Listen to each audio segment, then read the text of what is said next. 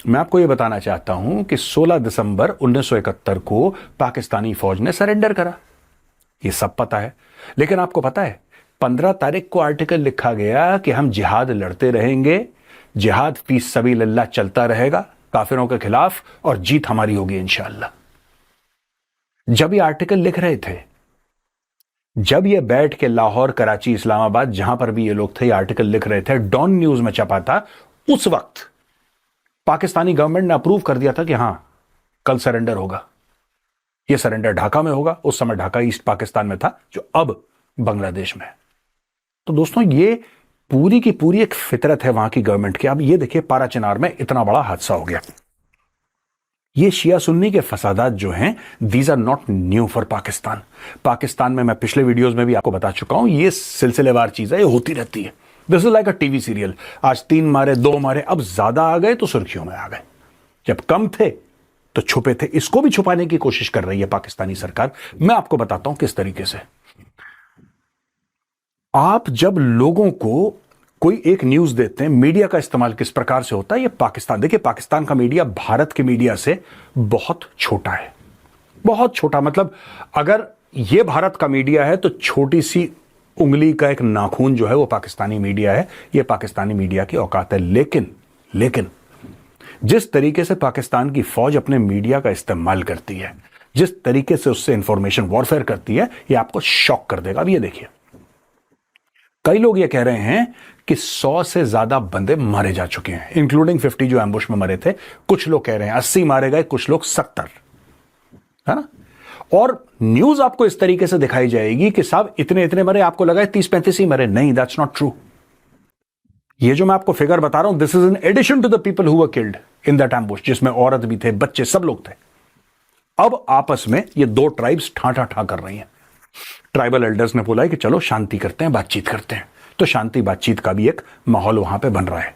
लेकिन ये फिर चीजें होंगी। अब पाकिस्तानी फौज और पाकिस्तानी सरकार दुनिया भर को एक चेहरा दिखाना चाहती है कि everything is under control, don't worry. ये बीच बीच में ठूं करते रहते हैं, लेकिन एवरीथिंग इज अंडर कंट्रोल। और ये प्रेशर कहां से आ रहा है दोस्तों? सरप्राइजिंगली ये प्रेशर चाइना से आ रहा है।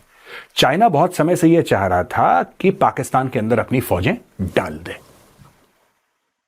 ये बहुत गोल घुंडी है जो मैं समझा रहा हूं, आपको ध्यान से सुनिएगा और एंड तक वीडियो देखिएगा। चीन चाह रहा है कि पीपल्स लिबरेशन आर्मी को वो डाल दे मेनलैंड पाकिस्तान में, खास तौर से Sindh. Karachi is capital of Sindh, Balochistan, Khyber Pakhtunkhwa, all these areas. Pakistan ये चाह नहीं रहा। पाकिस्तानी इसलिए नहीं चाह रहा क्योंकि पाकिस्तान की बड़ी थू थू हुई है कि जी आपने तो बेसिस दे दिया अमेरिका को। इमरान खान ने बोला था ना, एब्सोल्युटली नॉट। इमरान खान ने अमेरिका के लिए बोला एब्सोल्युटली नॉट। तो भैया कल अमेरिका बोलेगा कि हमें भी चाहिए, फिर हमें भी चाहिए। पाकिस्तान का टोटल इंपॉर्टेंस जो है, थोड़ा बहुत जो बच गया आज की तारीख में, वो जियो स्ट्रेटेजिक है। इसके अलावा पाकिस्तान का कोई इंपॉर्टेंस नहीं है। पाकिस्तान ढंग से सुई नहीं बना पाता, ढंग से पाकिस्तान सुई नहीं बना पाता। इसलिए जो कुछ भी है पाकिस्तान की जमीन है, अब अपनी जमीन को कैसे रेंट पे देगा, अपनी जमीन को कैसे किराए पे देगा, कौन सा चुंगी नाका खोलेगा, कितना कर वसूलेगा, ये टोटल पाकिस्तान का गेम प्लान है। अब इसमें चाइना कहां से आ गया? चाइना ने बड़ी इन्वेस्टमेंट्स करी हैं पाकिस्तान के अंदर दोस्तों, और बलोच पकड़ के ठाठा कर रहे हैं उनको। तो एक हो गया खैबर पख्तूनख्वा और एक हो गया बलूचिस्तान। अब बलूचिस्तान की बदकिस्मती यह है कि Balochistan is 44% of Pakistan land mass, यानी कि लगभग आधा पाकिस्तान तो बलूचिस्तान है। आधे से थोड़ा कम 44%, बट लगभग कह रहा हूं मैं आधा पाकिस्तान बलूचिस्तान है। लेकिन बलोचों की पॉपुलेशन सबसे कम है पाकिस्तान में। सबसे ज्यादा होनी चाहिए लैंड के हिसाब से, लेकिन सबसे कम है, ना के बराबर बलोचों की पॉपुलेशन है। और वो पूरा एरिया आउटसोर्स कर दिया पाकिस्तान ने चीन को। अब चाइना वाले कह रहे हैं यार ये बलोच तो उड़ गए।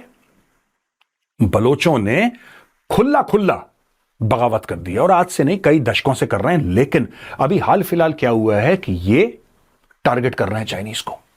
दे are regularly and consistently constantly targeting Chinese, और ये कई चाइनीज फड़का भी चुके हैं।